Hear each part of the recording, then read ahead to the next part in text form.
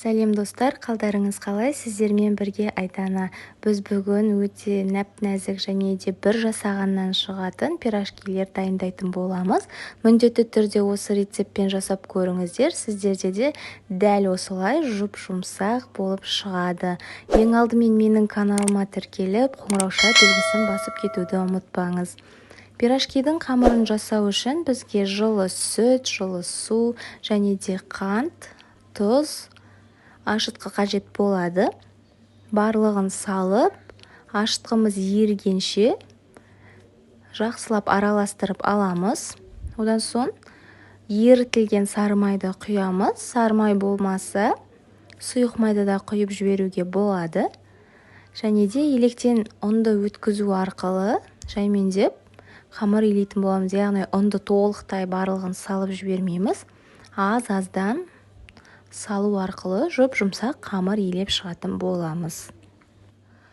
Қамырымыз қоюланғанша бірінші лопатканың көмегімен араластырып, қолға жабысқақ бола бастаған кезде қолдың көмегімен жұмсақ қамыр илейміз. Және де дайын болған қамырдың бетіне кішкене сұйық май тамызып, дәл осылай бірнеше басу арқылы 1 сағатқа көтерілуге қойып қоятын боламыз.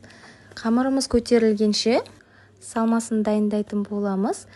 Ең алдымен бізге пиязымызды осылай майдалап турап, қып-қызыл болғанша сұйық майда қуырып алатын боламыз. Және де картоптарымызды суға қайнатып алатын боламыз.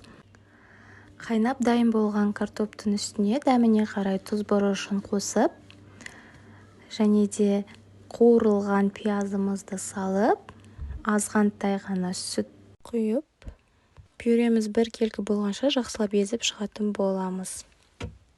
Ендігі кезекте ашып тұрған қамырымызды алып, 2 бөлікке бөлеміз.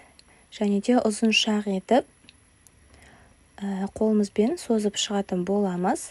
Және де бірнеше бөліктерге бөлеміз. Яғни көз мөлшерімен бөле беруге болады. Ал егерде сіздер заказға немесе дүкенге сатуға жасайтын болсаңыздар, таразыға салып өлшеулеріңізге де болады. Дәл осылай көз мөлшерімен бөліп алып, әр бөлінген қамырымызды домалақтап қойып шығамыз. Яғни барлық қамырымызды дәл осылай домалақтап қойып шығып, бетін жауып 10 минутқа қалдыра тұрамыз. Кішкене қамырымыз көтерілгенше. 10 минут уақыт өткеннен кейін ең бірінші домалақтаған қамырымызды алып, оқтаудың көмегімен шетінен ғана жаямыз. Яғни қатты жұқа болып кетпеуі қажет қамырымыз. Немесе қолмен де жайып шығуға болады, бірақ оқтаумен ыңғайлырақ. Егер қамырларыңыз жабысқақ болып жатса, ұн себуге болады, азғантай, бірақ ұнды көп пайдаланбағандарыңыз дұрыс. Әр жайып болған қамырымыздың ішіне салмасын салып, дәл осылай видеодағыдай бекітіп шығамыз. Яғни аузын бірнеше рет бекітуіміз қажет. Ашылып кетсе, бізде салмасы сыртына шығып, майымызды құртуы мүмкін. Мен ең алдымен духовкада пісіретін пирожкиларымды дайындап, бетіне жұмыртқаның сарысын жағып, қызып тұрған пеште 180 градуста қып-қызыл болғанша пісіріп алдым. Келесі жартысын қызып тұрған майда қуырып алдым. Біздің майымыз қатты қызып тұрмауы қажет. Қатты қызып тұрса, біздің пирожкилеріміз тез қызарып, яғни нанымыз шикі болып қалады. Орташа майдың қызуында пісіріп алатын боламыз. Асықпай 2 жағын айналдырып, біздің пирожкилеріміз дәл осындай әдемі болып шығады. Және де жұп-жұмсақ.